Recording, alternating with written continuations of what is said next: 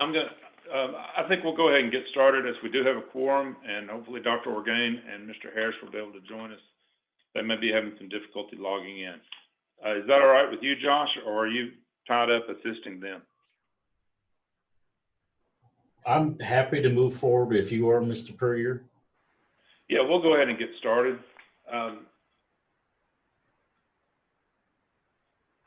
I'll call this meeting to order and start out with a short invocation. Did we say Albert is present?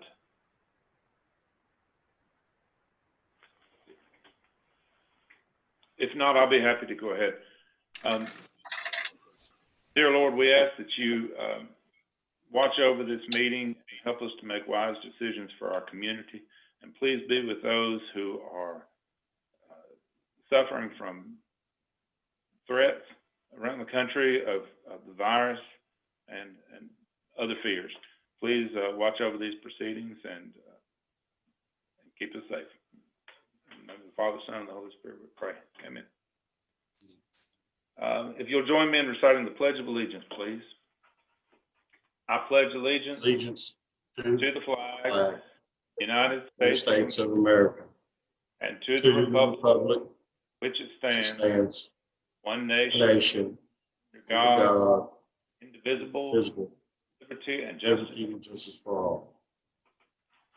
We have already called the roll, but let the minutes show that Alana Hibler has joined us. I don't see any more having joined us on the screen. John, it's Matt. Can you guys hear me? I can see Matt Harris. So Matt Harris has logged in and joined us. Mr. Secretary, do you have any minutes to present?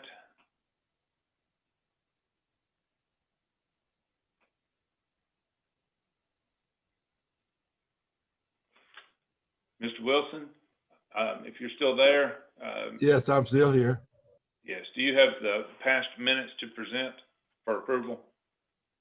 Yes, thank you, Mr. Chairman. I got minutes March the 9th, April the 6th, April the 27th. I move we approve. I have a motion by the Secretary, Mr. Wilson, to approve the minutes. Do I hear a second? I'll second that. Second by Councilman Fennell. Any discussion or changes, minutes, corrections? Seeing none, we'll take a vote. So we'll take a roll call vote for approval of the minutes. Marion, will you please take a roll call vote? Chair Puryear. Yes. Vice Chair Harris. Vice Chair Harris. Yes. Mr. Wilson. Here. Councilman Fennell. Yes. Dr. Orgain. Yes. Mr. Strouder. Ms. Hibler. Yes. It passes.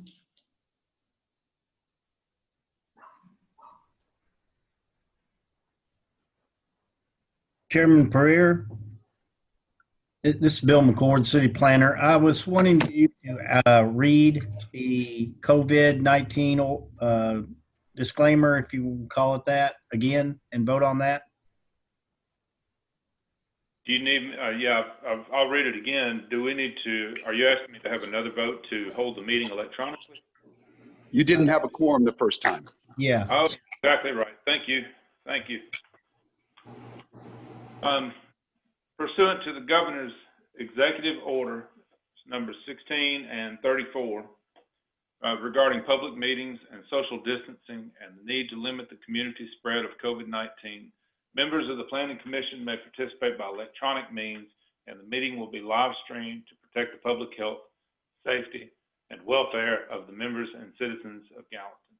So at this time, I'll ask members to vote on holding this meeting electronically. All in favor of holding this meeting by electronic means, please respond to the roll call vote by saying aye. Marianne, will you please take a roll call vote? Chair Puryear. Aye. Vice Chair Harris. Vice Chair Harris. Aye. Mr. Wilson. Aye. Councilman Fennell. Yes. Dr. Orgain, Yes. Mr. Strouder, Ms. Hibler. Yes. Passes 6-0. Thank you. Motion approved, so we can proceed with the meeting. We've already had the invocation, the pledge of allegiance, and the roll call. At this time, I will open a public comment on any of the consent agenda items. Well, first of all, I will ask, is there anybody in the public who would like to see items number 1 through 6? Those are the consent agenda items. To see those removed from the consent agenda and placed on the regular agenda. And then I'll hold a public comment.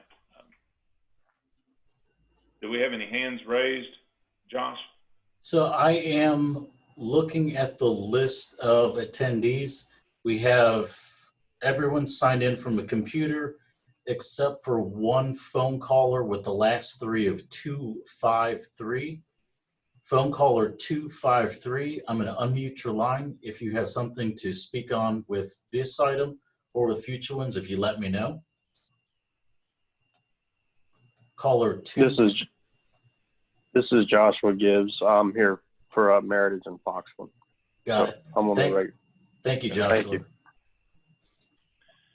Mr. Chairman, that I see no raised hands for anyone who'd like to speak on agenda items. Okay. Is there anyone on the commission who would like to pull any of the consent agenda items 1 through 6 off of the consent agenda and place it on the regular agenda?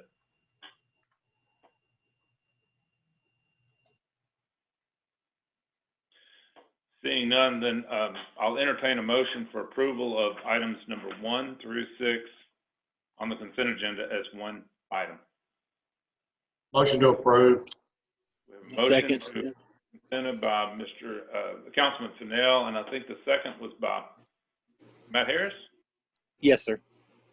Okay. Any discussion on the consent agenda items? Seeing none, we'll call for a vote. So, Marianne, if you'll please take a roll call vote on the motion to approve the consent agenda. Chair Pereira, Aye. Vice Chair Harris, Aye. Mr. Wilson, Aye. Councilman Fennell, Yes. Dr. Orgain, Yes.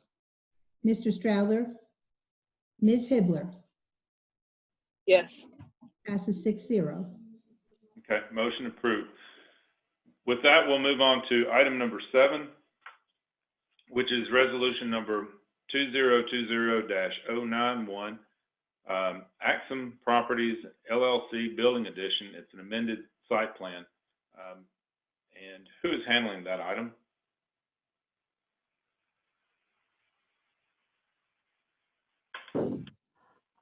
Okay, this is Sharon. I'm handling it. Can you hear me? Yes, we can hear you, Sharon. Okay. All right. This item is for it's on Gateway Drive. It's the Axum property. They are wanting to put in a 98,000 square foot building addition. Mostly for the warehousing and manufacturing of like they're already doing. They have met the parking requirements. They have put in landscaping. The only question has been on the detentioning and water quality. I believe they're doing the water quality on site, but there's been some discussion about economic development is planning on them going to a regional detentioning, which they have gotten a grant for. Probably Nick could fill you in more on that too, or James Benton. Mr. Chairman, this is James Fenton.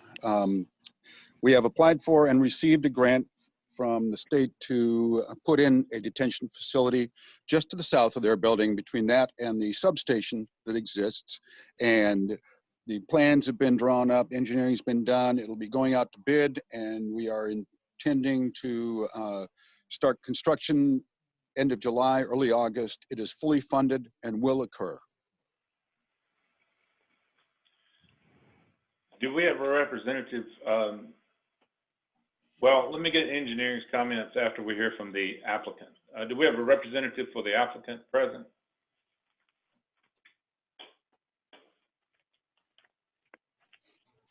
I have no idea.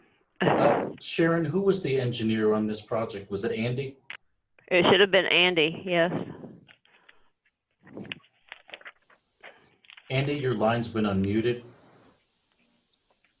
Yeah, this is Zach Baker here for Greenlee Design.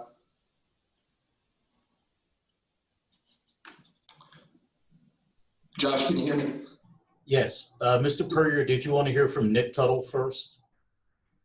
No, we'll go ahead and hear from the applicant, and then I'd like to hear from engineering.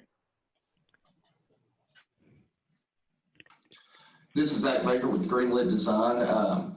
We agreed to everything, so I'll just be here to answer any questions you might have. Okay, well, that was easy. Then we did want to hear from engineering. Is Nick available?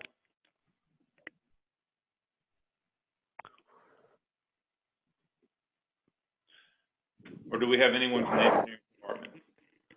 Can you hear me now, Mr. Prier? Yes. Yeah. Hello, Nick. Okay, great. Sorry, I had to call in. I was having trouble with my internet connection. But this is Nick Tuttle with engineering. And just as Sharon and James had mentioned, we have been working through the calculations for water quality on site, which the applicant will be responsible for. So Axum, the business, will be taking care of their water quality, and we have a condition that we still are working through to get the calculations to a point of approval.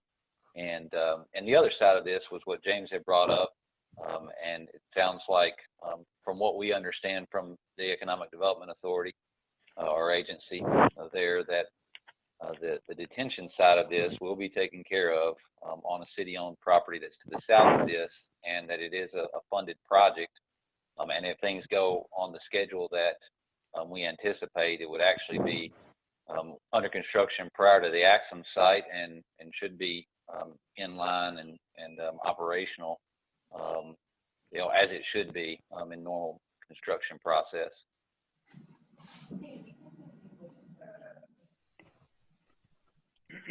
We don't have any other comments on the site or site plan. Do we have any questions from members of the commission for the applicant or for staff or engineering?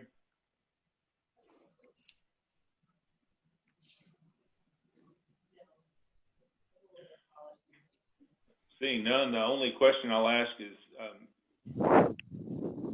so just asking engineering, you're satisfied that the timing of the two different properties, the city-owned water quantity will be in place before construction on the building is complete? The schedules look as if the city project will be ahead of the Axum private development project. So at this point in time, it appears that we have good timing. So we'll hold out hope. I don't know if there's we could potentially look at holding building permits or COs if we see any issues. But at this point, we feel good about it. And that was the only reason I asked. It's I don't see any concern, but do we need to, as the planning commission, we need to put any requirement on there at this approval or not regarding building permit, COs, and the completion of the city property project?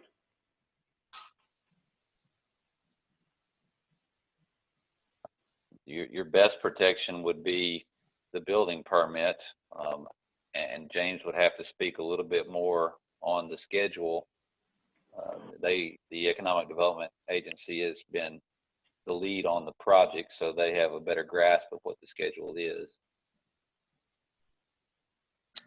And Mr. Chairman, this is James Fenton with the Economic Development Agency.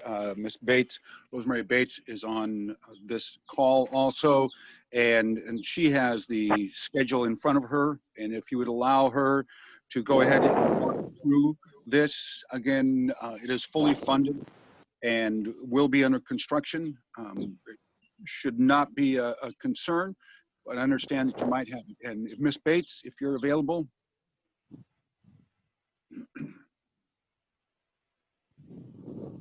Mr. King, could you unmute Ms. Bates? Oh, no, I'm here. I'm just going to call up the schedule to make sure I'm telling you all the correct thing. I did not have it called up in front of me. I apologize.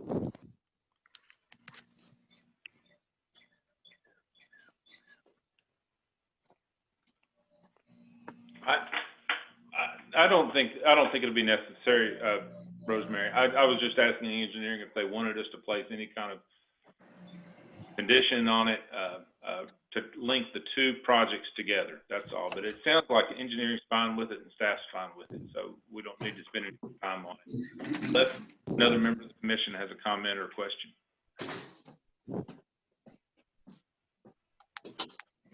Hearing none, I'll entertain a motion.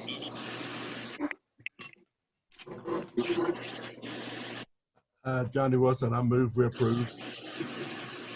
We have a motion by Mr. Wilson to approve. Do I hear a second? I will second the motion. So we have a motion and a second. Any discussion? Seeing none, I'll call for a vote. Mary Ann, if you'll please take a roll call vote for the motion to approve item number 7. Chair Perez, Aye. Vice Chair Harris, Aye. Mr. Wilson, Aye. Councilman Fennell, Yes. Dr. Orgain. Dr. Orgain.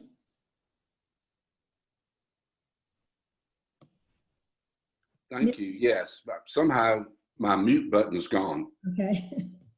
Ms. Hibbler. For clarification, I lost audio for like a minute, but I just log on to my other thing. So we're voting on the approval of this? Axum, yes. Item 7. Okay. Yes, ma'am. Okay. All right, it passes 6-0. All right, thank you. Item approved. We'll move on to item number 8, which is resolution number 020-093, Bledsoe Springs Annexation and Plan of Service. Okay. And this will come with a public comment if there's anyone listening. What staff member is handling this item? Jillian Ogden, staff planner. Go ahead, Jillian. So I'll encompass number 8 and number 9 in this. Number 8 is the annexation and plan of service. Number 9 is the rezoning with the preliminary master development plan for Bledsoe Springs. The owner and applicant request the approval of the annexation and plan of service for 44.79 acres located north of Hartsville Pike and east of Airport Road. Staff also requests that the abandoned CSX Railroad right-of-way contiguous to this property and the existing city limits be included in the annexation. So this is the property that we were talking about, and the northwest property line along the industrial center is where that CSX Railroad is. The owner and applicant requests to rezone the same property from R15 medium density residential to R6 PRD high density planned residential development district with a preliminary master development plan for Bledsoe Springs, containing 102 single family detached residential lots and 102 attached townhome lots. PRDs allow the developer to propose the lot layout and architecture for Planning Commission and City Council consideration, but does have all the other requirements like open space percentages. R6 PRD requires 35% open space, which this PMDP provides through buffer yards, water quality areas, and open space tracks. The density proposed for this development is 4.6 units per acre. The character area for this part of town recommends 2 to 6 units per acre, so this PMDP is within that range. The property will be accessed by a Hartsville Pike from 2 new roadways and will connect to a stub-out point in the Sunnymead subdivision to the east. The single-family residences will be constructed with a minimum of 70% masonry or cementitious materials, such as hardy board. Conceptual elevations are on your screen and were included in the pattern book. These are similar to homes constructed in the Cairo Estate subdivision. The townhomes will have the same material makeup as the single-family homes. And the applicant will ensure that the driveways are long enough to provide parking to not have an overhang over the sidewalk. The planning department recommends approval of the resolution. Both the annexation and the rezoning need to have a public comment, and they will go on to City Council following Planning Commission's recommendation. Thank you. Do we have a representative for the applicant present?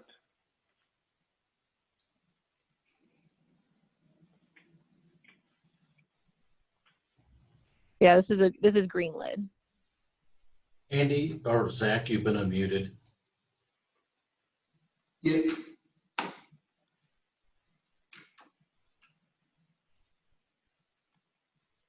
This is Zach of Greenlit Design. Be happy to answer any questions.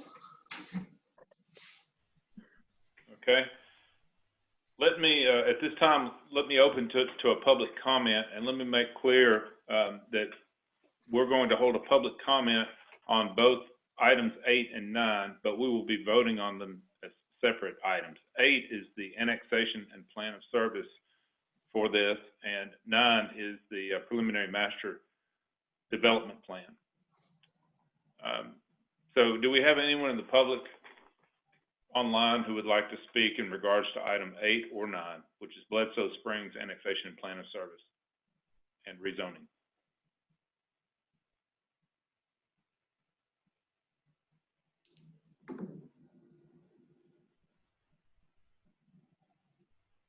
Josh, I don't want to cut anyone off. Do we have anyone raising their hand to speak? Yes, Mr. Chairman, we have Michelle and Pascal Javance. Michelle or Pascal, your line's been unmuted. Hi, Josh, it's Michelle. Can you hear me okay? We can hear you, Michelle. Oh, okay, thank you. Yes, I do have one question about this. It was saying with the plan of service that additional police and fire services would be required. And I know that that was kind of the same comment that was with the Woolhawk, and it seems like there's more development happening on this side of town. And so the fire station is my question, because I want to know at what point we're going to have to build another fire station, as that's expensive. And I'm just concerned about if that'll cause tax increases for us here in the city. That was my question. Thank you. Thank you, Michelle. If anyone else would like to speak on this item, if you could raise your hand. Mr. Chairman, we've received no other comments via email at this point. Okay. Then with that, we will close the public comment on 8 and 9. And we'll discuss, the commission will discuss the items together as one unit and vote on them separately. Any questions from members of the commission or any comments?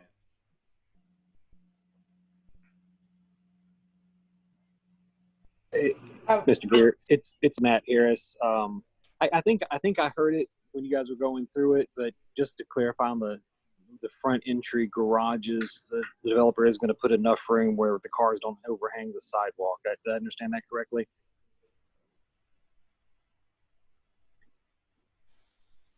That is a note that we gave the developer. I believe they said they were going to be at least 20 feet, which is how long a parking spot is. Okay. Obviously this is still, so this is still conceptual, but that has been clear to them. Okay. No, that answers my concern. I just wanted to make sure we were bringing that up early in the process. Thank you. So I'll throw a comment in there. This property is currently in the county and they're asking for annexation. In the county, they have an R15, this property is zoned R15, which I assume, well, I shouldn't assume, I'll ask staff, is that roughly a 15,000 square foot lot, or is it somewhere around a 13,000 square foot lot? So if you were to split it up into single family lots, for example, each lot would have to be 15,000 square feet. But as for a density requirement, it's closer to about 11,250 square feet. If you took the zoning now, you could theoretically, the density that would be allowed would be about 172 units, I believe. And we are they're requesting 204 with this rezoning and development. Well, I want to propose, our economic development agency did express some concerns in the work study session about the possibility of noise complaints from people who end up, having a house back in that triangle. If y'all look at the screen, you see the triangle where the townhomes are going. It's really just the triangle where the 1, 2, 3, 4, 5, 6, 7, 8 townhomes are going. No, it's 8 times 5. It's 40. Well, no, there's 8 townhomes that are in the triangle north of the creek that are in close proximity to Gateway Drive. Under the current zoning through the county, they could put in 160 units. I would propose that the applicant consider submitting an alternate plan where they keep the development out of that triangle north of the creek, but we allow density to the west of the creek. I don't know about getting up to 214 units. That's 4.6 densities, pretty high, especially compared to the density of the existing neighborhood to the right of them, to the east of them. But I do believe that we could get over 160 units south of the creek and alleviate and take care of EDA's concerns in the industrial park, and the advantage to the developer would be that they would not have to put in the road infrastructure north of the creek. So any discussion on that from members of the commission? I agree with the density part, and especially that even though it's a buffer over there, still, it seems like the higher density compared to the current surrounding area is a little off. So I would suggest a lower density, not so much, the high that's proposed.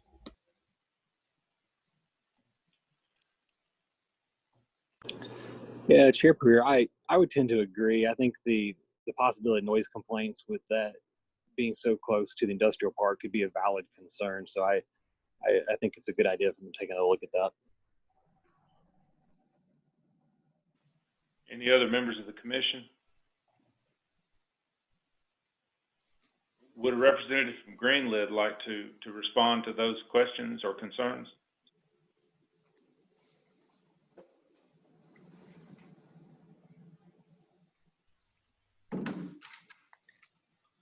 This is Zach with Greenwood.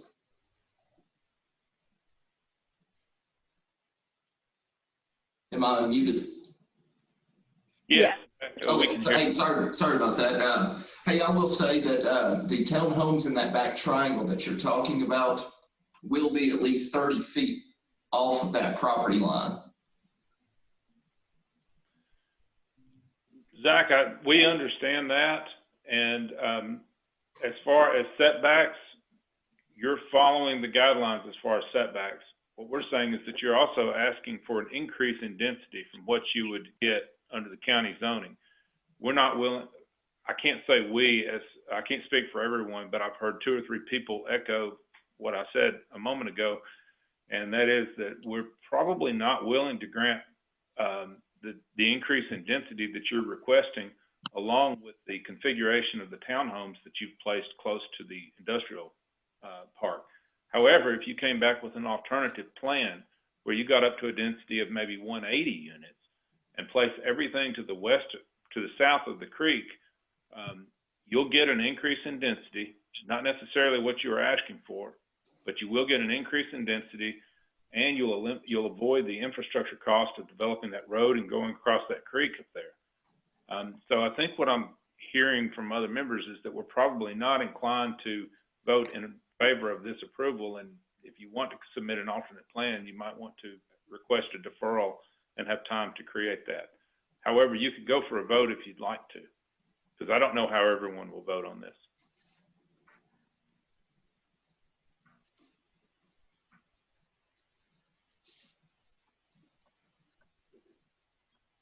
What is your response, Zach?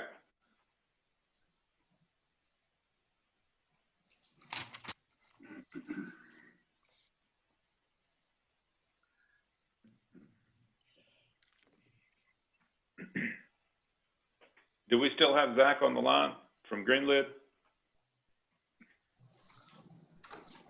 He's still showing up as an active member, an active panelist of this meeting. I believe he may be looking for direction or answers at the moment.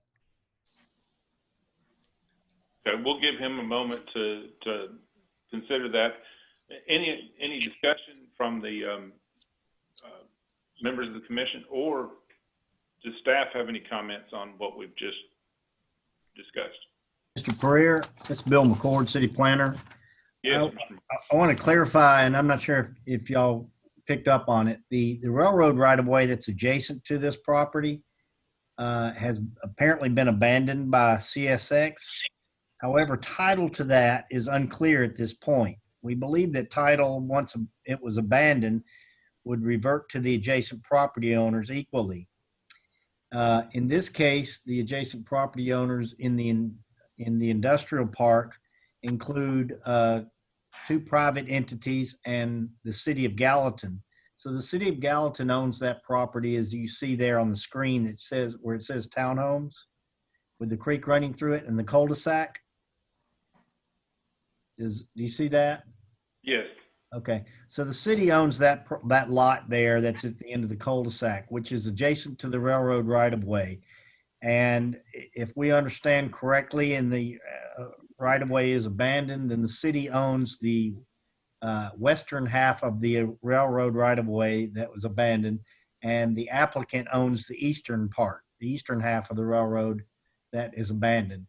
And likewise, the other property owners on the west side of the railroad right-of-way owned their portion of the former railroad right-of-way. So technically, we would need those owners to join in with an annexation petition. However, we don't have to have them, but we would prefer to have them join in with an annexation petition to annex their portion of the former right-of-way. So what the city can do, because the city owns a lot, could then join in and to annex what now would become the back portion of their lot, or an attachment to that lot. And that would make the property contiguous. I don't really want to proceed through the annexation process if we can avoid it and have to go through the interlocal agreement process with the county. And we think that we can do this provided we can get clear title and evidence of a title of that former right-of-way to the adjacent property owners. So that's kind of part of the request, is not only are they asking for annexation, but they would also be asking for the annexation of that portion of the right-of-way, which would have been conveyed to them. And then the city will then join in as well before it goes through to the council. So, excuse me a minute. Mr. Strother has joined the meeting. oh, thank you. Let the minutes show that Albert Strother has joined the meeting. He's not on screen. Albert, can you hear us and can you speak?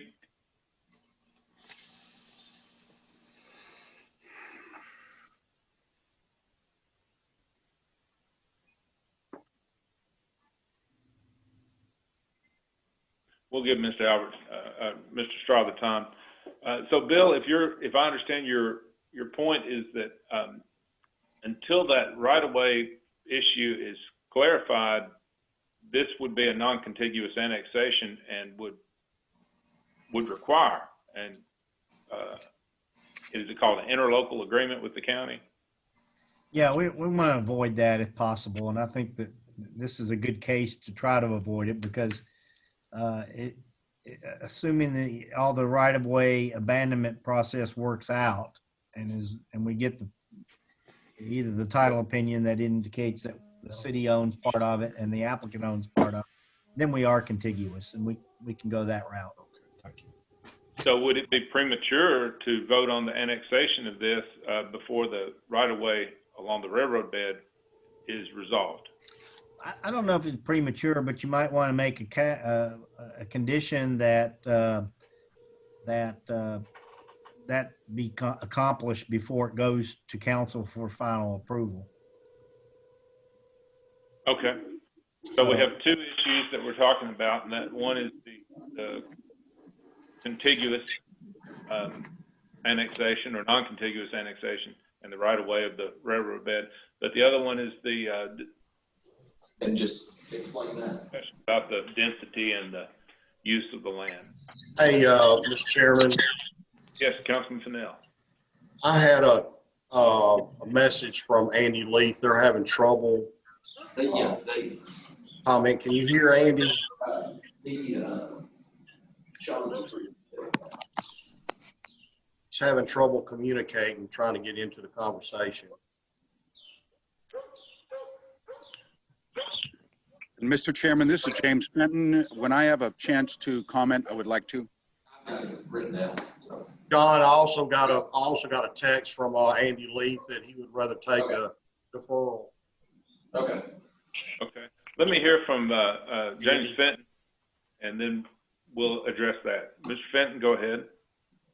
We have done considerable research regarding the abandoned CSX railway, and guidelines indicate that most of these easements were created back in 1898 and 1902, and that the property reverts to the original property owners. And so we have been trying to track down who originally owned those. As Mr. McCord said, we now own the property. The city now owns the property to the north there. And obviously this particular project owns a good chunk of that property also. But it is a fairly intricate dance that will get us to the ability to annex either one of those pieces of property.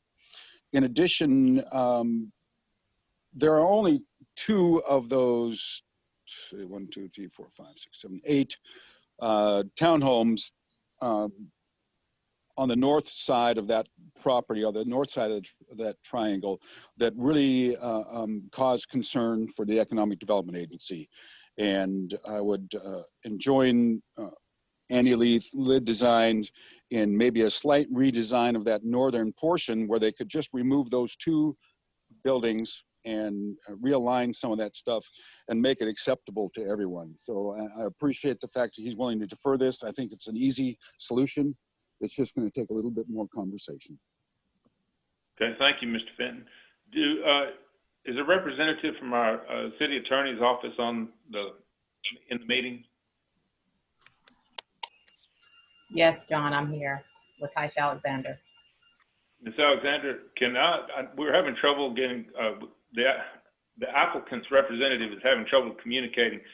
Can I consider the message that he relayed through Councilman Fennell to be a request for deferral on the part of the applicant?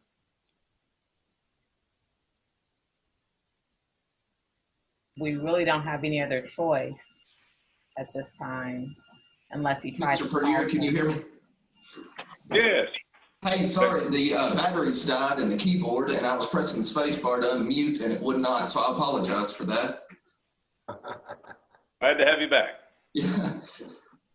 Hey, and what Councilman Fennell said about requesting a deferral, that is accurate, and I would like to request one. Very well. So we have I will make a motion to approve the applicant's request for deferral. Do I hear a second? Second your motion. Second by Councilman Fennell. Any discussion on that? Seeing none, I'll call for a roll call vote. All in favor of approval of the motion to accept the applicant's request for deferral on items 8 and 9, please indicate by saying aye to the roll call vote. Mary Ann, please take the roll call vote. Or do you want to vote on 8 and then 9 or together? You're right. I need to vote on them separately. And if I understand the applicant was requesting deferral on both items. So on item 8 first, and then please take a roll call vote on item 9. Chair Puryear. Aye. Vice Chair Harris. Aye. Mr. Wilson. Aye. Councilman Fennell. Yes. Dr. Orgain. Aye. Mr. Strouser. Aye. Ms. Hibbler. Yes. 7-0. And on item 9, Chair Puryear. Aye. Vice Chair Harris, Aye. Mr. Wilson, Uh, Councilman Fennell, Yes. Dr. Orgain, Aye. Mr. Strouder, aye. Ms. Hibler. Yes. Passes 7-0. Thank you. We will now proceed to item number 10 on the agenda, which is resolution number 2020-084, McCain Station Phase 1 commercial. It's a final master development plan. Which staff member is handling this item? Thank you, Mr. Chairman. This is Josh King. This is an infrastructure FMDP for the commercial phases of McCain Station. For the McCain Station PMDP, a mixed-use development. So this is the portion furthest to Big Station Camp Road. Staff recommends approval of resolution 2020-084. I'm happy to answer any questions that you have. It was, yeah, it was. I guess I grabbed old batteries and we had space for it. Can't hear. I believe Mr. Puryear's screen has frozen. I'm hoping he did not lose internet connection again. Yeah, they. I'm also going to mute Zach and Andy's conversation. Wes, I've unmuted you while we're waiting for our chairman to join us again. Okay, we'll wait. We have lost Mr. Puryear from the meeting. Mr. Chairman or Mr. Vice Chair Matt Harris, are you able to step in John's temporary absence? Yes, I will be glad to try and fill his shoes. Okay. So this is item 10, McCain Station Phase 1 Commercial FMDP. It's an FMDP for the commercial sections of McCain Station, the front 1/3 or so of the property along Big Station Camp Road. Along Big Station Camp. Staff recommends approval of this item. Happy to answer any questions. And I got one. Yes, Mr. Fennell. How many items are we showing for this particular development here tonight? Item 10 and item 11 are both McCain Station. Okay. Nick, is Nick Tuttle on this call? Nick, Yes, you are Mr. unmuted. Fennell. I'm here. Can you hear me? Yes. Did you have a discussion with Mr. Hoffman on this today concerning the curb and the gutters as far as the width of it? I spoke with Wes McGill, who is the representative for the applicant, and I believe he is attending the meeting tonight. And we made a comment about a wider gutter pan, which is preferable for just ease of maintenance and things of that nature. And the comment really, we don't have a requirement in our subregs or any other construction manuals that the city of Gallatin has adopted that would require a wider gutter pan, but it's a preference. So it could be, my screen just knocked off. I don't know if you guys can still hear me or not. I can. Okay, Did you good. get this? Did you get this worked out with them though?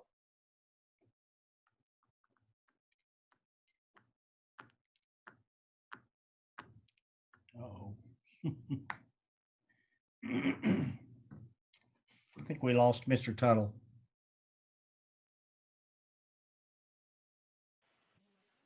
Okay. Can you hear me now? You're back. Can you hear me? Yeah, I can hear you, Nick. I'm sorry. So no, my internet connection's been unstable, so I'm actually joining by the phone and through the internet, which I may want to just drop off the internet and just let the phone do the work. But what I was saying is, you could remove the condition. We don't have anything within our regs that requires it, so really, we had indicated this as more of a preference, and so that it doesn't necessarily have to be a condition. Okay. Okay. Do we have a representative for the applicant to speak? Yes, Wes McGill with Reagan Smith is here. All right, Wes. Yeah. Do you have any comments or feedback to the project, or specifically to the request for the gutter? Yeah, me and Nick and I spoke earlier today, and I told him that we would like to proceed on with the 24-inch curb and gutter section that's currently proposed, and that's to be consistent with the approved PMPP and then Gallatin on the Move 2020. And he indicated it was their preference to have the 30-inch. Okay, gotcha. So, hey, Matt, so Wes was cutting out on me a little bit. Did he say that they come to a resolution between Nick and Wes? No, I think what I understood was the applicant would like to proceed with the curb and gutter as they submitted in the past, and not do the wider one. And Nick, my question is, does that I know it's a preference, so what would be the rationale, or why would engineering need or ask for a wider gutter on that application? Sure.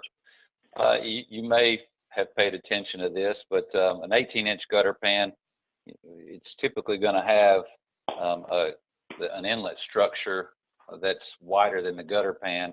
So you'd end up having 6 inches of that inlet structure, the metal frame and grate that's sitting out into the asphalt, as opposed to all being contained within the concrete curb section.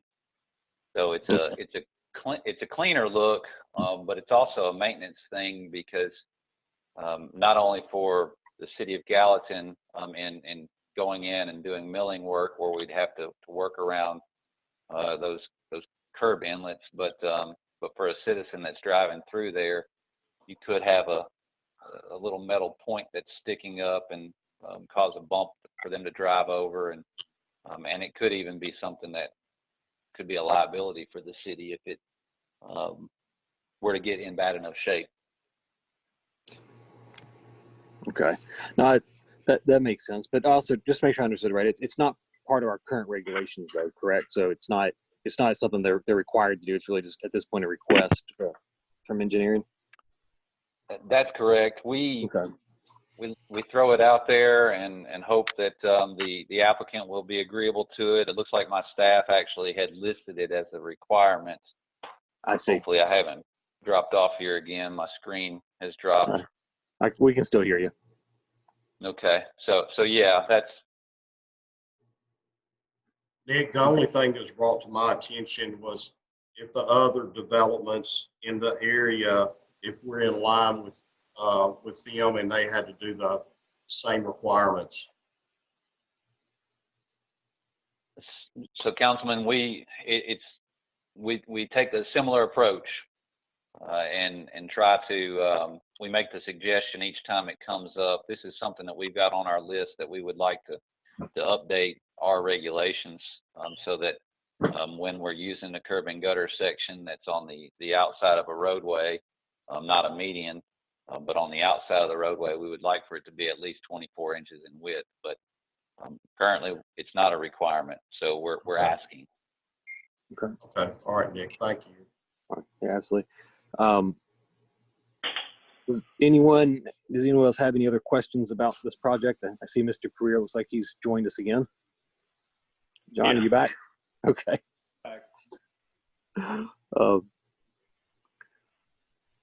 We were just every time. Well, this is twice now that it redirects me to a planned Gallatin Zoom meeting that we held several weeks ago, and then it kills the internet connection. So apologize for that, but I was off in a planned Gallatin meeting.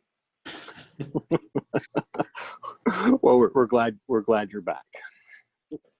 You keep going with whatever item you're on, because I didn't hear any of it.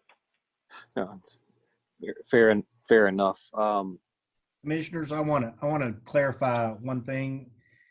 Keep in mind that the map that you see or the plan that you see on your screen shows the FMDP, which includes roads and drainage improvements only, and there are conditions attached to that.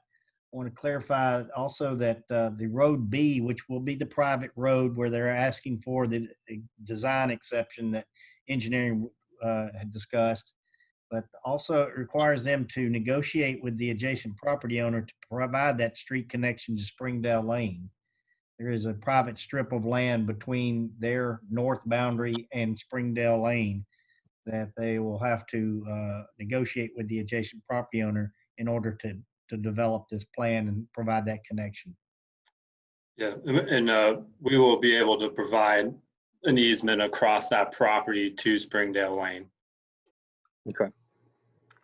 So you guys have already got that worked out with the adjacent property owner. It Yeah, sounds like. The developer now controls that property. Oh, that makes it much simpler then. Mm-hmm. So, okay. Does anyone else on the commission have any questions for the applicant or for staff? I don't. I think, Chairman, if you don't mind me jumping in one more time. by all means. This is Nick. I'm looking at the conditions, and I know I've looked through all this before, and maybe someone can fill me in, but I'm not seeing that we have a condition of approval for the traffic impact study to be required here for this approval. I mean, if it's not a condition, if somebody can correct me, we need to add that as a condition. If you would like to remove the gutter pan requirement, that's condition number 12. If we want to replace that condition with the requirement that the traffic impact study be approved for this plan to be considered approved. Okay. Is that something that we've asked them to do already, or I guess you have to forgive me. I missed the work session on this item. Okay. No worries. Matter of fact, we actually had deferred this item from the last month's agenda because of the traffic impact study, and they have submitted it, and we've been through a review and response, and we actually have it back from them. So they're working on resubmitting it to us now, but the comments that we had the second go around were very minor in nature, so we felt comfortable in going ahead and bringing this to you for approval. Okay. So I'll ask the applicant then, are you guys confident you'll be able to work out the traffic study and resolve that with the engineering department? Yes, sir. We agree with that. Okay. That sounds good. Well, if nobody else has any questions, I'll make a motion that we approve item number 10, removing condition 12 with the curb and gutter, but adding a condition that the approval is contingent upon the completed traffic study with the engineering department. Mr. Vice Chair, I can add some clarification. The language for the condition that Nick would like to add will read as follows. This development is subject to the findings and recommendations of the Big Station Camp Boulevard Transportation Improvement District, established by ordinance number 01909-46 as it falls within that TID. Pro rata contributions for traffic infrastructure improvements as recommended in the study or subsequent traffic studies submitted for development review and approval shall be required based on the impact of select needed infrastructure improvements. Prior to recording of the final plat, the developer shall enter into a pro rata agreement with the city. Okay. Josh, I'm not sure that particular condition is requiring the traffic impact study to be approved for this plan. I know that it's mentioning the traffic impact study, and it's requiring the developer to enter into an agreement based on the ordinance for Big Station Camp Boulevard Transportation Improvement District. And so I think I'd feel more comfortable with one more condition. Okay, Nick, go ahead. I was just saying I'd feel more comfortable with the additional condition that's specific to the traffic impact study. Just as Vice Chair Harris has made a motion for. Okay. Yeah, Josh, I appreciate the clarity. I think I understand what's being asked by engineering. So at this, for what we need to do tonight, just the condition that it be added to the approval for this project stage, that the traffic study be completed and accepted by engineering is all we need for tonight. Is that what you're saying, Nick? Yes, sir. Thank you. Okay. So Matt, your motion still stands. Yes, Stated. motion stands. And I'll restate the motion. The motion's for a motion to approve removing condition number 12 for the 30-inch curb and gutter, and adding a condition for this approval that the traffic study be completed and accepted as a contingency for approval. I'll second your motion, Matt. Okay, so we got a first and a second. If I can get a roll call vote, that would be appreciated. Open for discussion. Oh yeah, sorry, open for discussion. Anybody have any discussion on the item or the motion? Yes, this is James Fenton with the Economic Development Agency.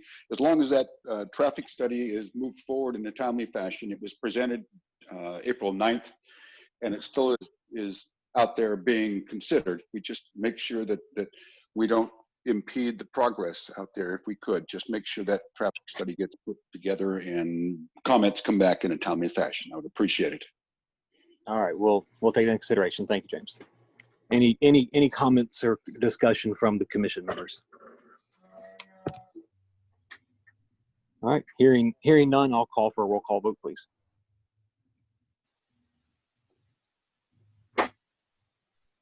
Chair Pereira, I should recuse myself on the vote because I missed part of the discussion. okay. Vice Chair Harris, Aye. Mr. Wilson, Councilman Fennell, Yes. Dr. Orgain, Aye. Mr. Strouder, Ms. Hibler. Aye. Passes 6-1 or 6-0, recused. All right, with the motion carries. And with that, I will turn the meeting back over to Chair Pereira.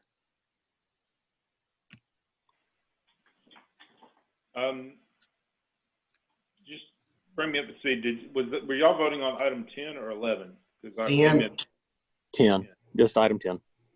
All right, well then we'll, item number 11 is resolution number 2020-083, McCain Station, a preliminary plat. And who's handling that item? Thank you, Mr. Chairman. This is Josh King again. This is a 3-lot subdivision within McCain Station PMDP for the front 2/3 of the project that is the commercial entitlements of the overall mixed-use McCain Station development. There was an error that was made by yours truly putting the agenda packet together. So I'm going to take over sharing the screen from Jillian for just a second to show. This is the revised resolution 2020-083. Condition of approval number 1 says provide deeds and or owner affidavits authorizing the preliminary plat. And item 2 says lot 3 shall be excluded from the preliminary plat unless the city engineer or planning commission authorize approval, since this portion of the preliminary plat is not included in a FMDP.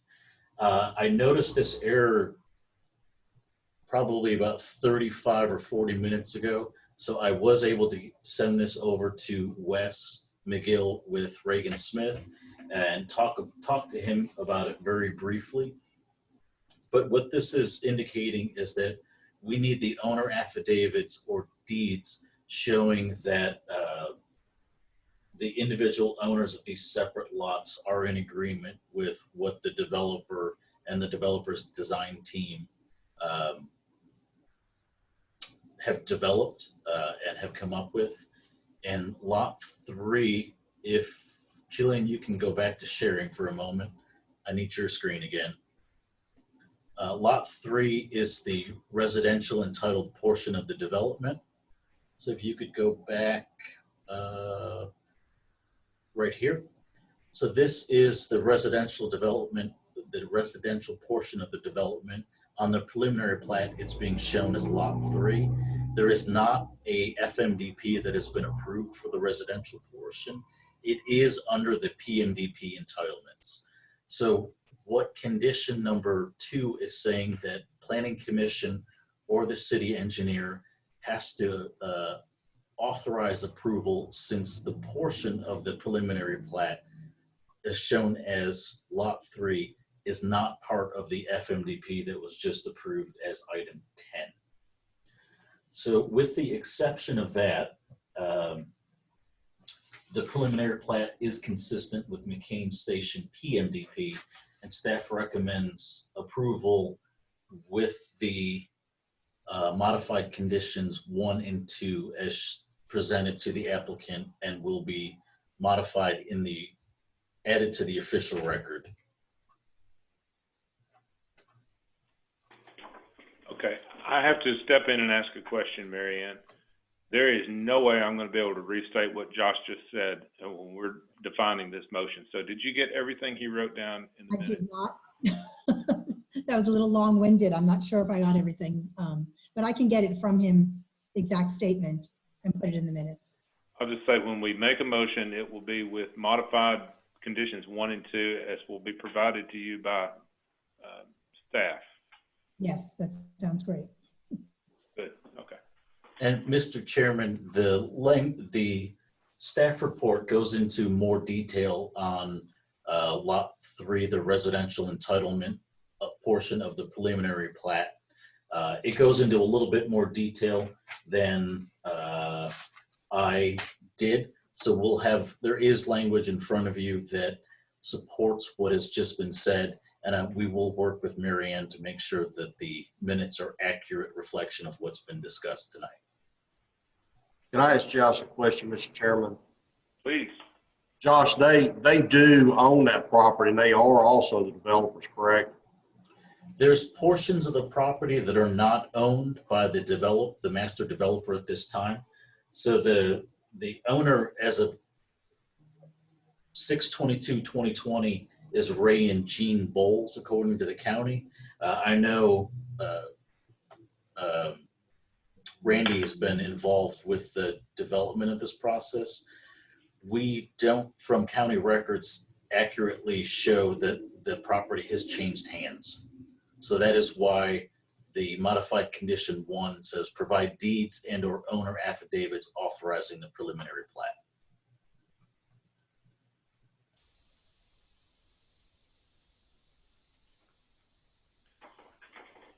Do we have a representative for the applicant online? Yeah, this is Wes McGill. I might ask that Josh, I don't know if Randy Hoffman's on, if you might be able to unmute him as well. I think he's going to have to speak to some of this. Randy, have I unmuted you? Yes, sir. I think so. Can you hear me? Yes, we can hear you. Thank you. Very good. Josh, I'm not sure. I will be happy to provide ownership and deed of record. We closed on the property back in April. So all of the property that you are showing on this current screen, we own. The little triangle piece up in the upper left corner was a portion, about 6 acres, that we purchased from the Franklins. Down in the lower corner, that little triangle piece, we purchased from if you remember, we had to annex that little piece for Mr. Wakehazer. But everything within the dashed lines of the exterior, I'll go on record of saying we own. Now, I will say lots 1 and 2 are in a separate LLC than the residential piece, lot 3. However, it is the same ownership.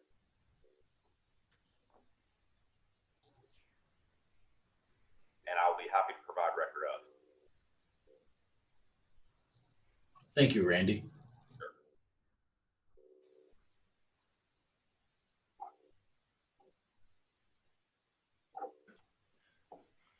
So do we have questions from any member of the commission for the applicant's representative or for staff? I had a question just for staff. Looking over this, and Josh, you may have already mentioned it. This looks very consistent with the preliminary master development plan that we already approved. Were there any significant changes that I'm missing? There were no significant changes between the preliminary plat and what the PMDP shows. This is truly dividing the commercial entitlements off from the residential entitlements to the rear of the property. Okay, thanks. Commissioners, I want to clarify also that this preliminary plat includes portions that were not included in the FMDP that you just approved, namely the Lot 3, and it also does not include the northern portion that I discussed where it connects to Springdale Drive. So this preliminary plat doesn't include that portion of the FMDP that would include the property with the private street connecting to Springdale Drive. That will have to come as a separate FMDP a little bit later on and a separate preliminary plat.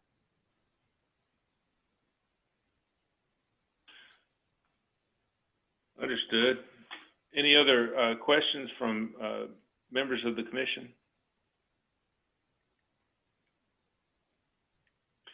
So what I want y'all to do with that condition number 2, clearly, if engineering is okay with proceeding to include Lot 3 with this preliminary plat, even though it was not with the FMDP, I want y'all to acknowledge that from engineering. And if you're wanting to approve Lot 3 as part of this preliminary plat, you need to clearly state so.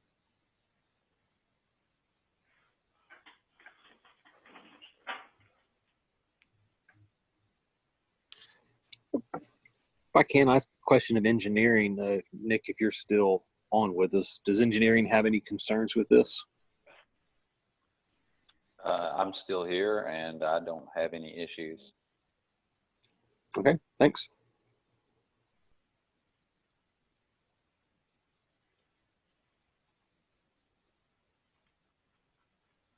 Sorry, I'm here. I'm reading over the. I'm scrolling down to the plan so I can zoom in and see Lot 3. Bill, you're saying that you want us to include a condition that attaches Lot 3 to this approval? I'm scrolling back and forth through images. Yeah, normally we will not recommend any approval of a preliminary plat or a final plat on a master plan community unless it has an FMDP approved. In this case, that portion of this preliminary plat, which shows Lot 3, is not part of an approved FMDP. However, if you're acknowledging that you understand that and engineering doesn't object, then I'm not going to get in the way of that. That's y'all's decision. But you keep in mind that there might be other requests later on where people are doing the same thing, want plats or preliminary plats approved when there's not an FMDP approved.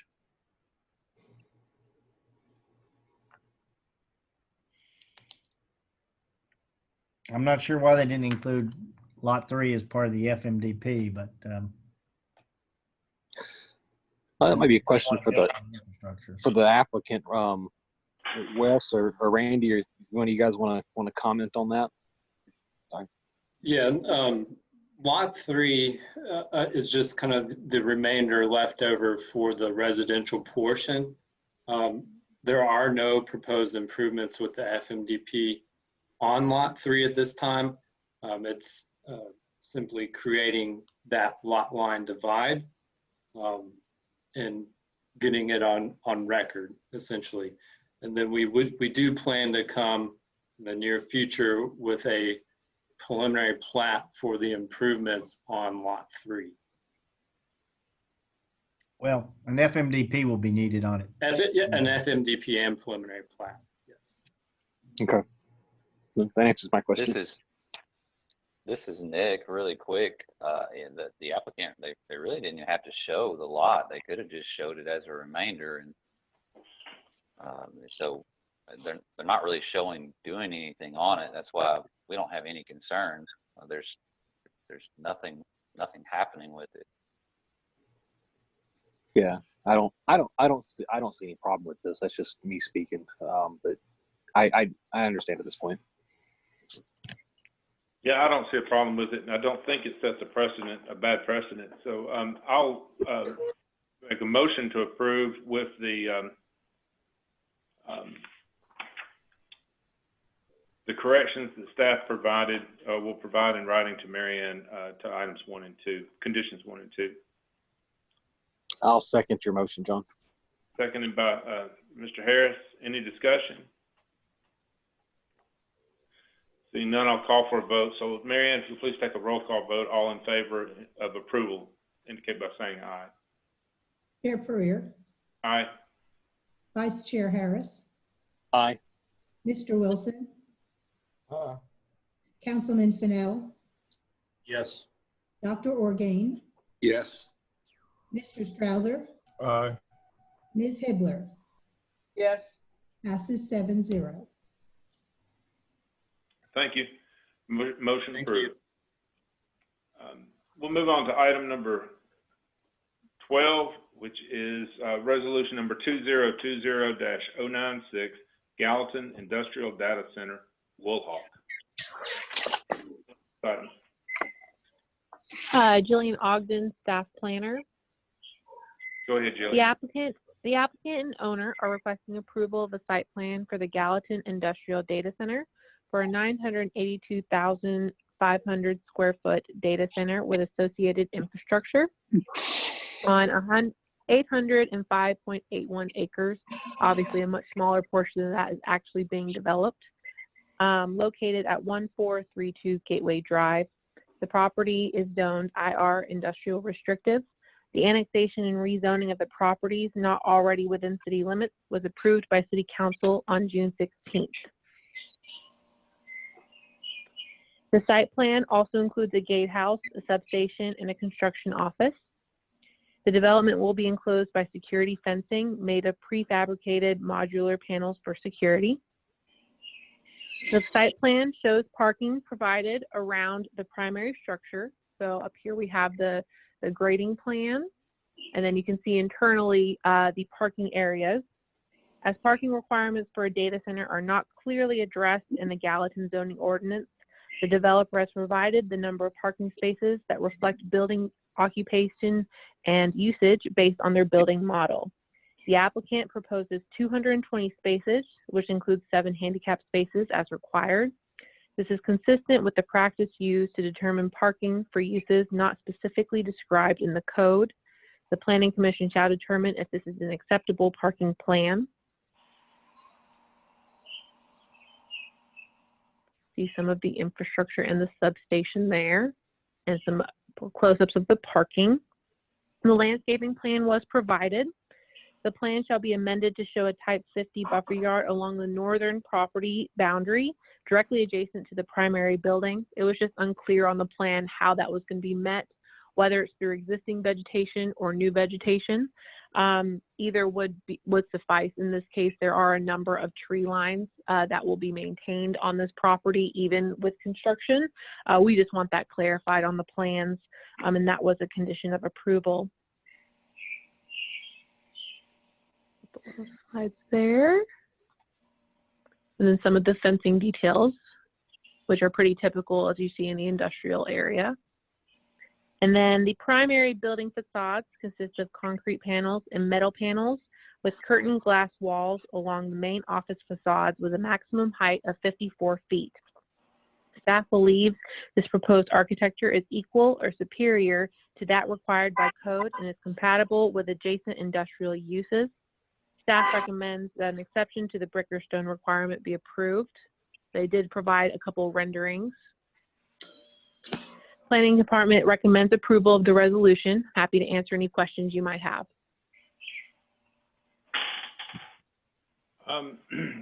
Do we have a representative for the applicant, or is our Gallatin Economic Development Agency representing the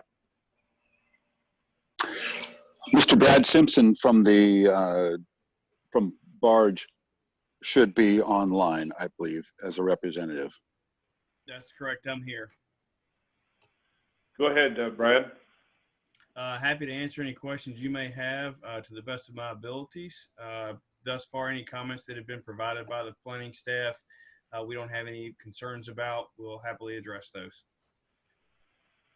James, can I ask you a question about Project Woolhall? Yes, sir. Very happy that this thing is landing here in Gallatin. I support it the whole way.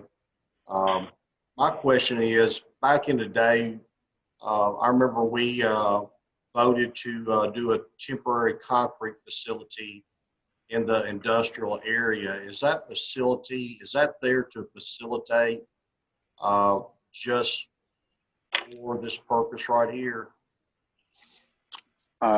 That facility was approved to give them the ability to participate in the construction of future buildings in the industrial center.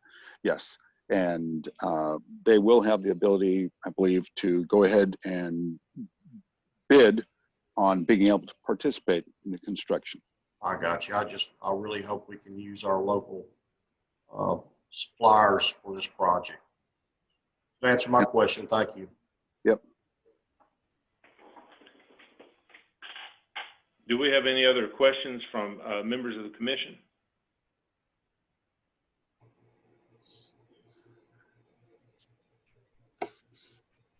I don't have any other questions. I think this is going to be a great project, and from what I've seen so far, it's been very well put together. I'll echo that. It's exciting, and it's a huge step up for Gallatin. We're excited to have this project land here. I'll entertain, I'll make a motion to approve. Sorry, I don't know if there are conditions. Let me go back and read. I'll make a motion to approve. A second. Stated. We have a second by Albert Strother. Was it? Yes, sir. Okay. We have a motion and a second to approve.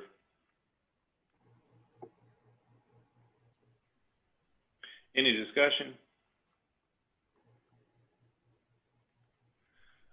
Seeing none, I'll call for the roll call vote. Mary Ann, please take a roll call vote. All in favor of approval indicate by saying aye. Chair Porter, Aye. Vice Chair Harris, Aye. Mr. Wilson, Councilman Fennell, Yes.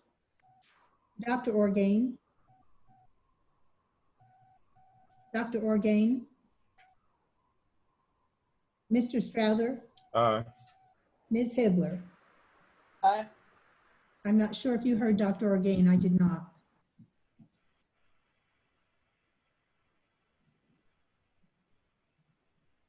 I did not hear him. Okay, that would leave 6-0. It passes. Motion is approved. We'll move on to item number 13, which is resolution number 2020-098, Pinnacle Bank Final Master Development Plan. And this item does include a public comment. Which staff member is handling this item? Thank you, Mr. Purrier. This is Josh King again. This is a single commercial building on a 3.77 acre lot located at 1534 Noah Lane. This would be across the street from, I believe it's a Walgreens. The parcel was originally permitted under the Greensboro Village PUD, Plan Unit Development, more years ago than I would like to admit. It is being developed by Baker South Gallatin. The Greensboro Village PUD Master Development Plan has always included this parcel as future development, but has never indicated a specific use for this parcel. As part of the FMDP, the PUD will be revised to reflect what's being shown on the screen as presented by the applicant. The FMDP is consistent with the original Greensboro PUD Master Development Plan, which envisioned commercial development at this intersection. The property is currently cleared and climbs from elevation of 491 feet to a high of 500 feet. The applicant provided approval from the LA Green Architectural Board, which is required for all developments within the Greensboro PUD. An updated master plan will be forthcoming. Staff recommends approval with conditions of this item. Okay, do we have a representative for the applicant present?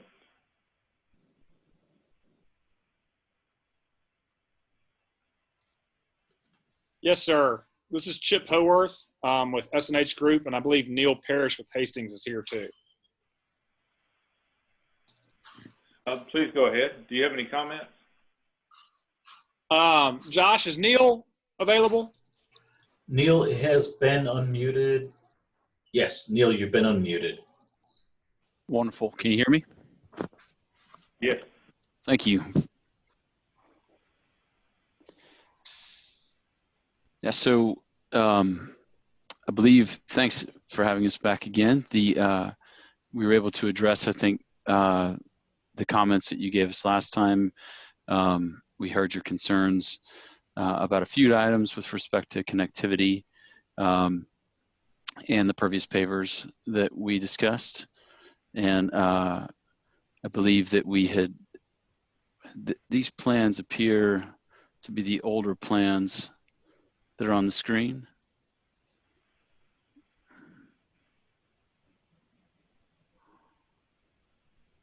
I'm happy to speak over them, but to describe what changes we've made in the interim.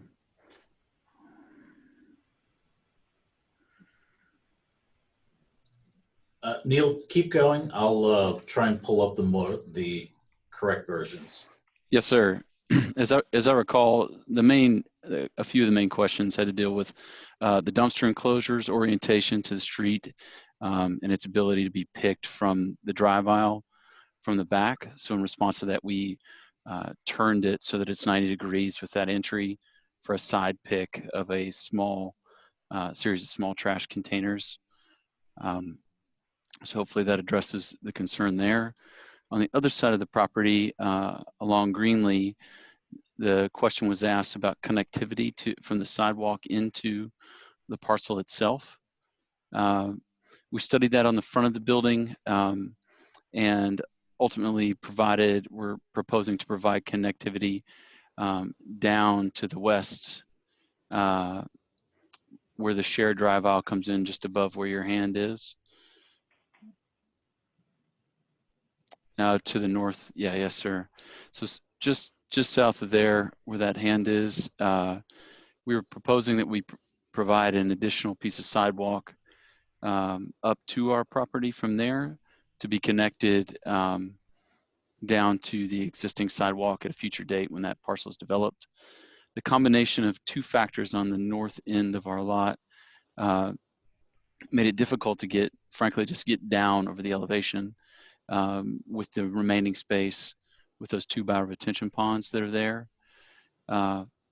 We sit above the road in that location several feet. And so in order to maintain accessible connectivity, we were hoping that we could provide that small access point, as I said, close to the shared access drive. And then that way, when that parcel is developed and it is connected, we would be in a position to have full pedestrian connection. In addition to the pedestrian connection we're providing on the internal road back by Chloe and Noah on the southeast side. So it would be a second point of connectivity just out to Greenlee. And then here too, you can see the pavers. We mentioned the stormwater questions were, there were several that were asked at the last meeting, and I believe we've responded to those as well.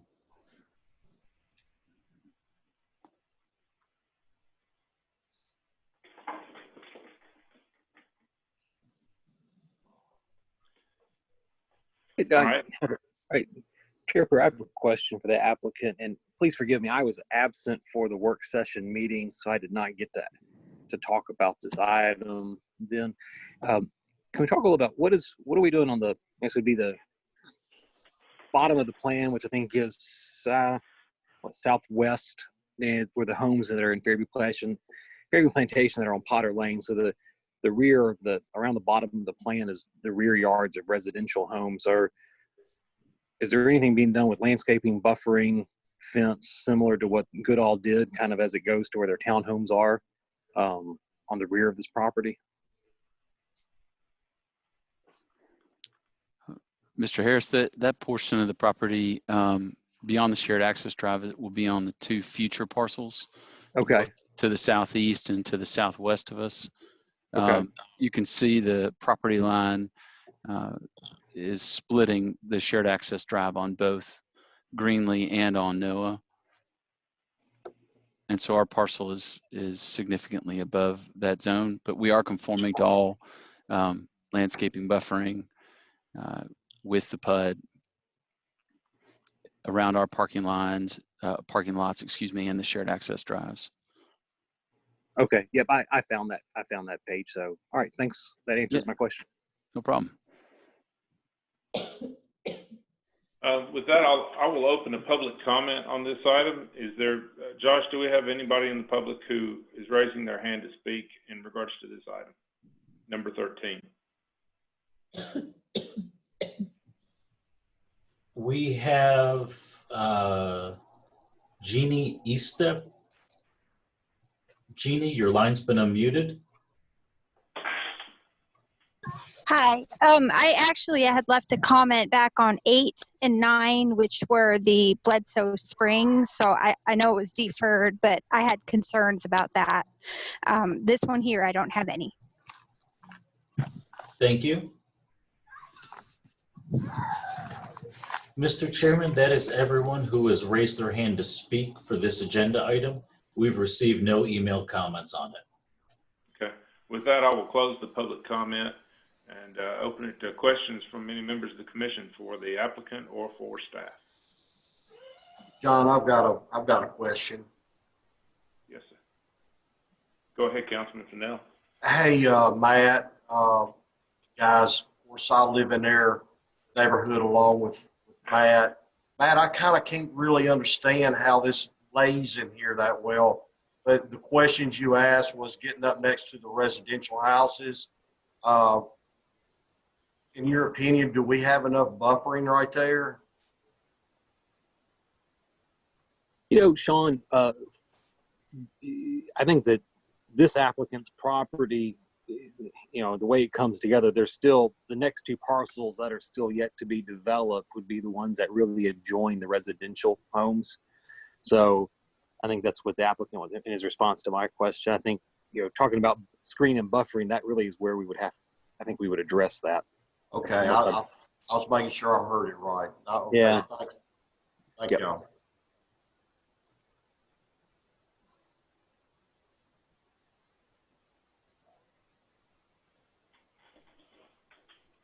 Any other questions?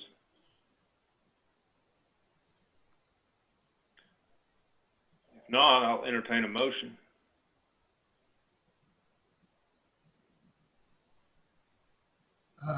Johnny Wilson, I move to approve. We have a motion by Mr. Wilson to approve. Do I hear a second? I'll second it. We have a second by Mrs. Hibbler. Any discussion? Seeing none, I'll call for the vote. All in favor of approval indicate by saying aye. Marion, will you please call a roll call vote? Chair Pereira. Aye. Vice Chair Harris. Aye. Mr. Wilson. Councilman Fennell. Councilman Fennell. Dr. Organ. Yes. Thank you. Dr. Aye. Mr. Strouder. Aye. Ms. Hibbler. Aye. Passes 7-0. Okay, motion approved. Item approved.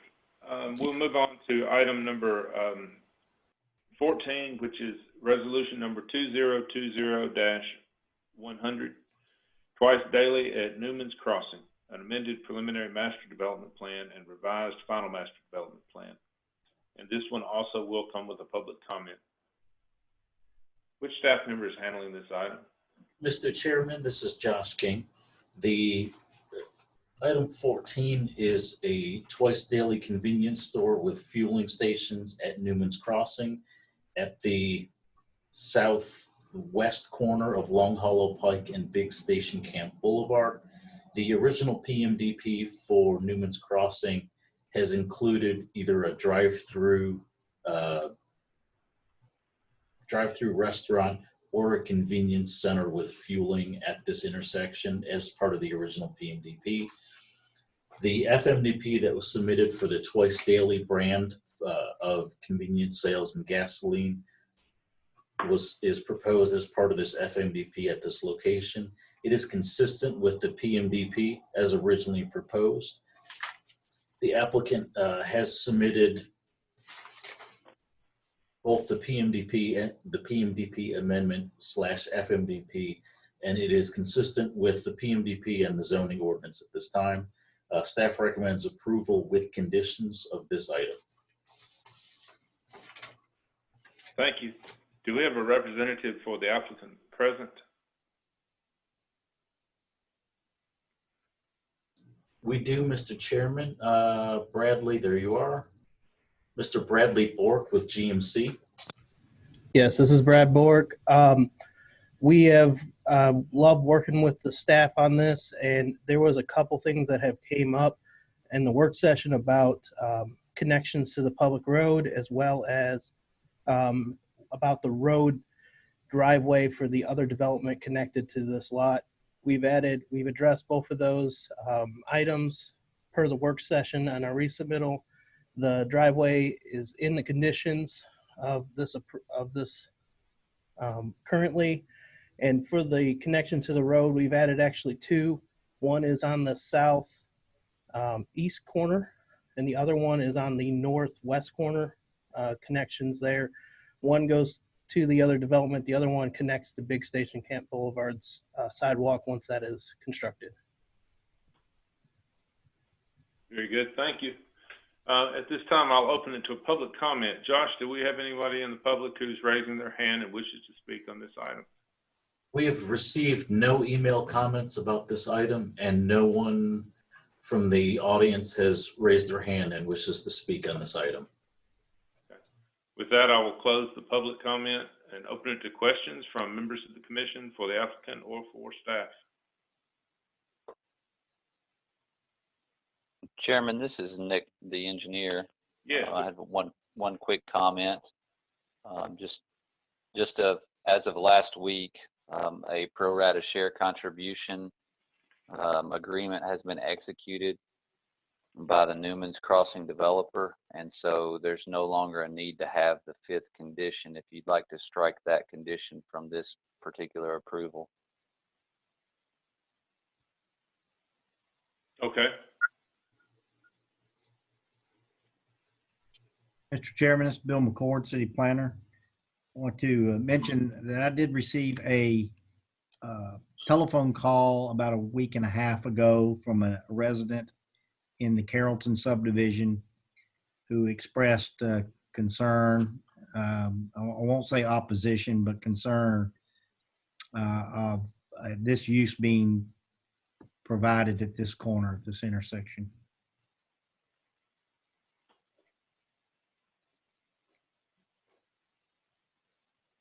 But, okay, thank you. Any other questions? Seeing none, I'll make a motion to approve with approve the item with all of staff's recommendations, with the exception of number 5, which we will strike. I'll second your motion, John. Seconded by Matt Harris. Any discussion? I have one comment.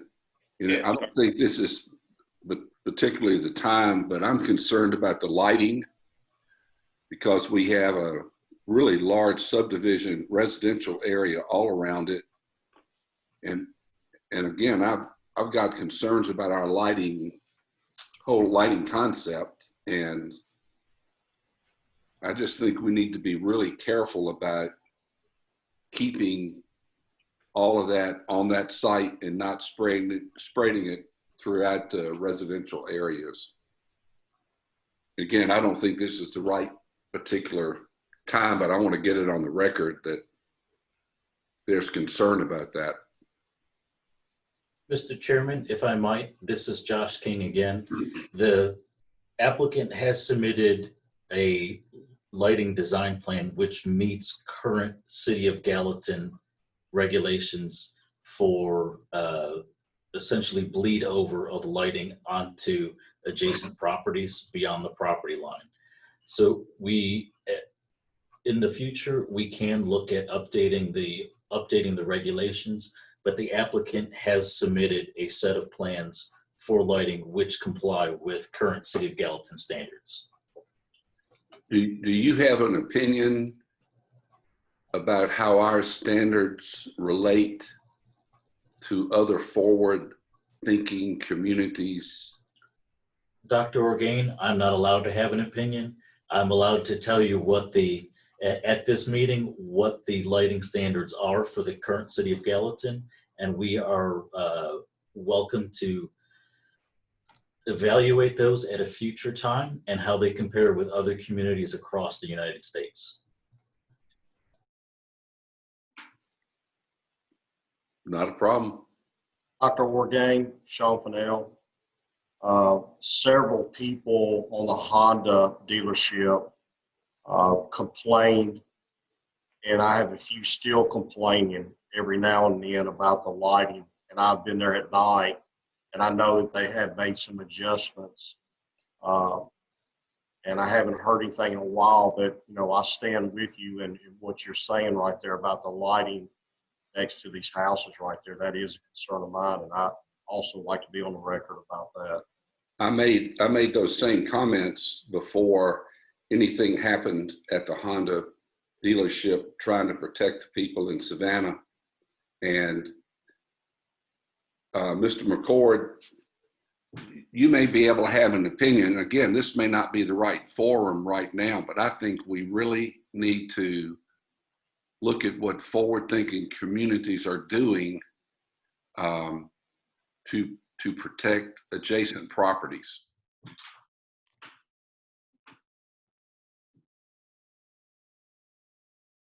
Okay, I noted, and we can look into that as well and see what other communities are doing as far as the illumination standards. Mr. McCord. Mrs. Hitler, go ahead. Yeah, I was saying the message you said you received by email from a resident. It was a telephone call.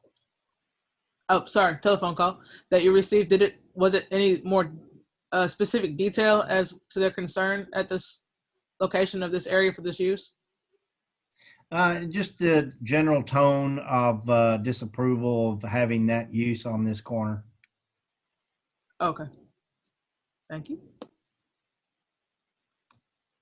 May I speak about the lighting on this? This is Brad Bork. Yes, please go ahead. If again, you can look back, we do provide a photometric plan that shows the lighting on this project. We also have, there's another gas station not too far away. You can look at how that one's lit as well.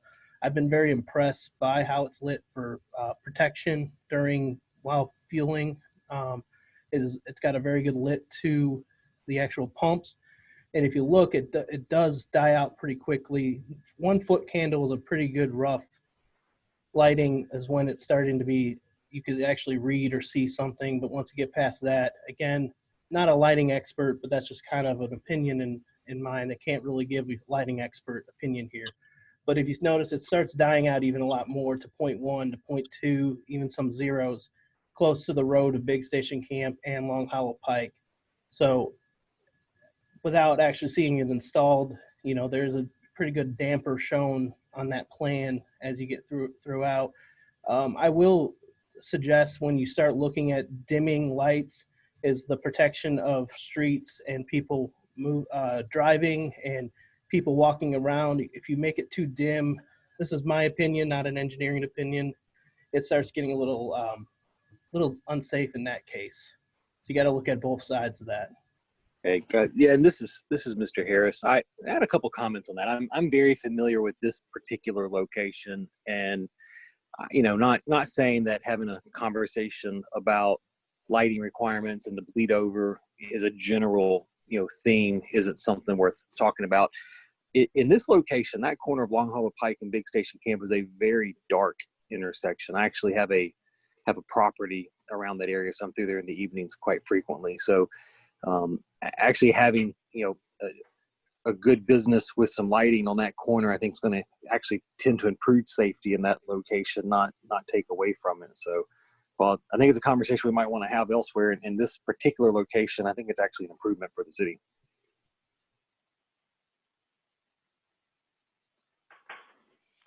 Well, if there's no other discussion, we have a motion already on the floor and with a second, and that motion is to approve with the 6 conditions in staff's report, with the exception of number 5, which has been stricken from the conditions. So I'll call for a vote. All in favor of that approval of that indicate by saying aye. Mary Ann, if you'll call a roll call vote. Chair Purrier, Aye.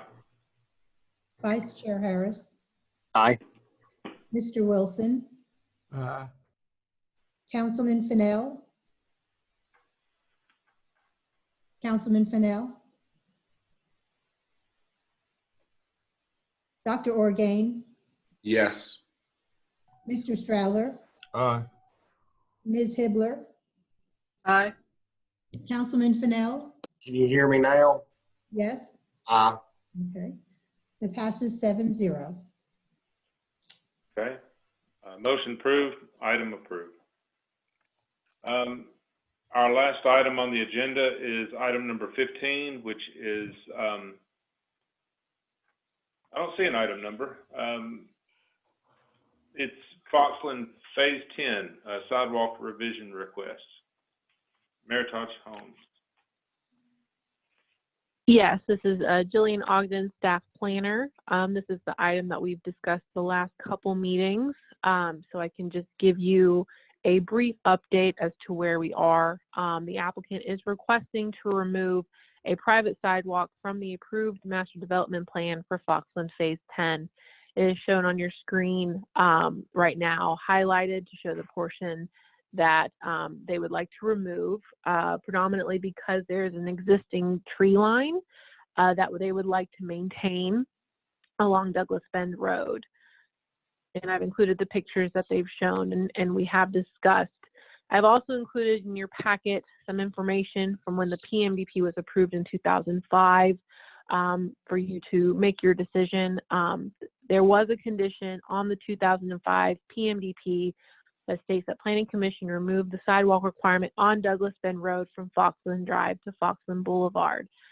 This was included in conversation about sidewalks along the golf course in particular, from what I could tell from back then. I can't say I know where Foxland Drive is, but I wanted to present the condition to you so that you could be aware of that. I've also included a copy of the approved PMDP for Foxland from 2005, which does not show sidewalks along Douglas Bend in that area. It also shows a very early phase of Foxland Phase 10 before it had any final approval, and it does not, most of its sidewalks were internal to that development versus how it's laid out now. So that is the further research that we were able to complete and should help you in making your determination. But that is where we are, and the applicant, Joshua Gibbs, is here to further discuss. Very well. If we have a representative for the applicant, please speak up.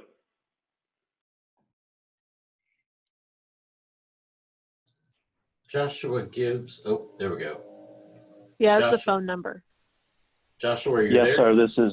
Yes, sir, I am. This is Joshua Gibbs with Meritage Homes. I am just here to listen to see what the conclusion and answer any questions that anyone may have on this. I know we've been trying to get to a kind of a stopping point on what the requirement is, but I'm happy to answer any questions that I might be able to.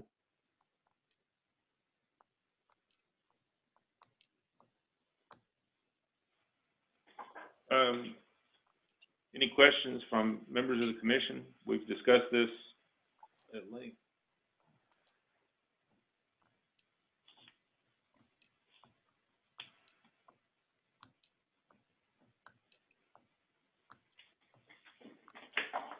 Well, Seeing none, I'll entertain a motion.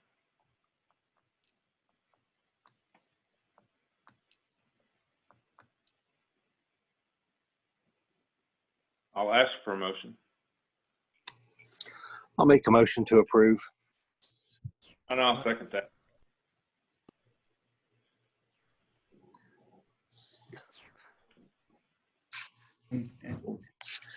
Any discussion? Could you, you're approving a resolution to, you want to approve, what are you approving here then exactly? Well, I'm trying to scroll through and find it. You are suggesting that we remove the sidewalk. So I think the motion is to approve the removal of the sidewalk or the elimination.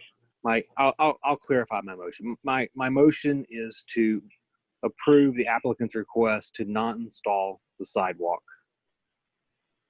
as shown on that plan. It's just not feasible in that location. And that was my understanding. That's motion. That's why I seconded that. Any discussion?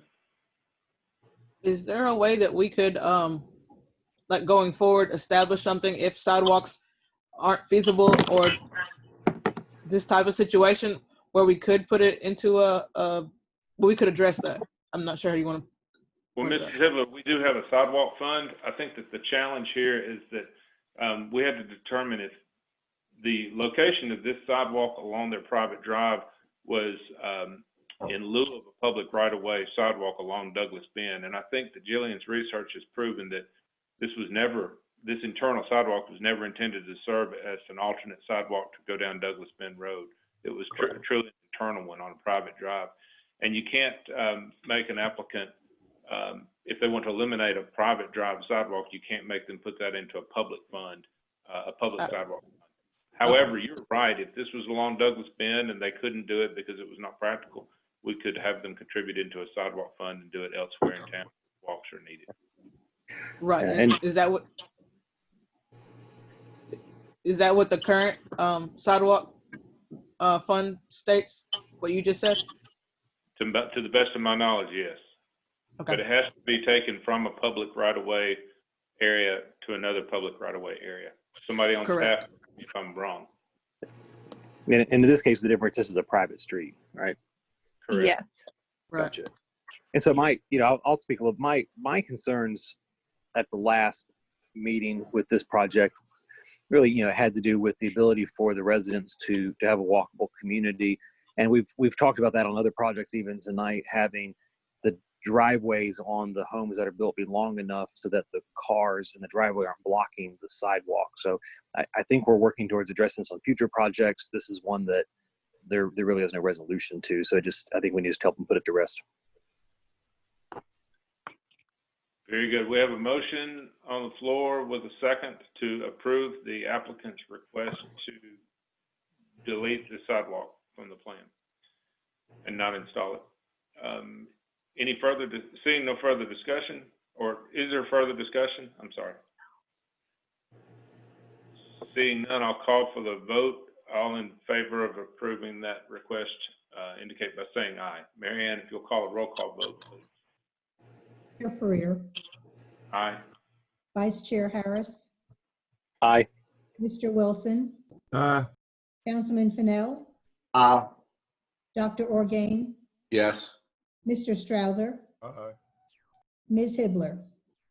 Aye. It passes 7-0. Okay. Sidewalk is gone. Thank you. And under other business, I believe staff has a couple of items to discuss under other business.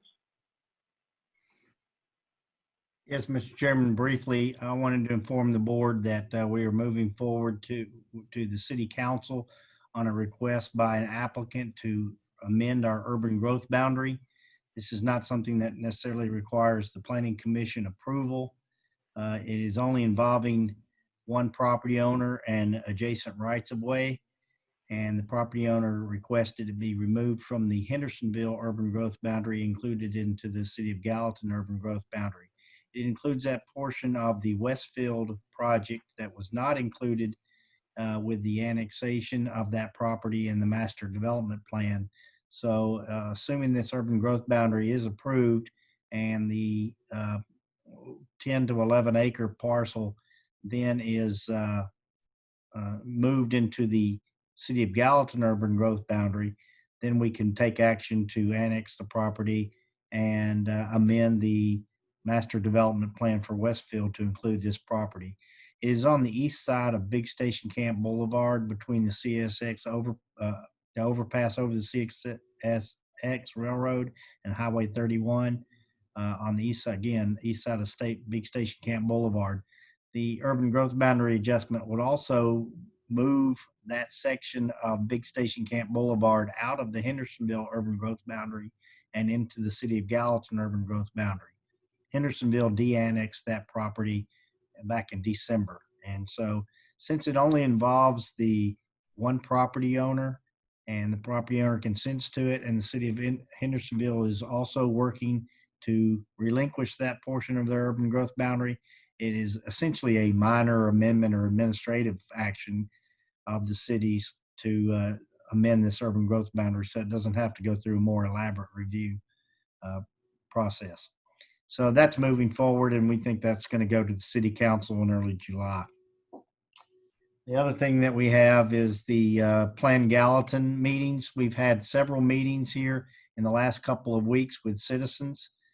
They are like little workshops, and we conduct these by Zoom, where we provide the results, or GNRC staff provides the results of the survey of questions that were offered on June the 4th.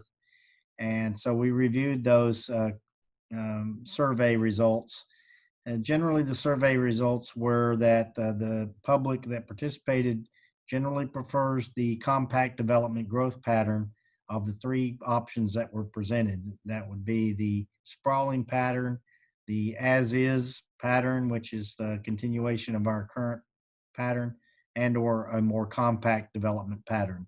So that was generally the result of that. And we've had, I think, about 4 or 5 of those meetings, follow-up meetings with individuals and small groups. And so we participate, I think we had at least about 20 people, I would say, in all of those that participated. Our next step will be scenarios, where we will give photographs, and if you will, of various design options that they might want to consider for that compact pattern or other patterns for that. And they may even present the transect as well when they present the scenario. So look forward to that, and hopefully you'll be able to participate. Thank you, Mr. McCord. Yeah, I was at a Plan Gallatin meeting about an hour ago. I don't know why that's happening on these. It just keeps redirecting to that old meeting.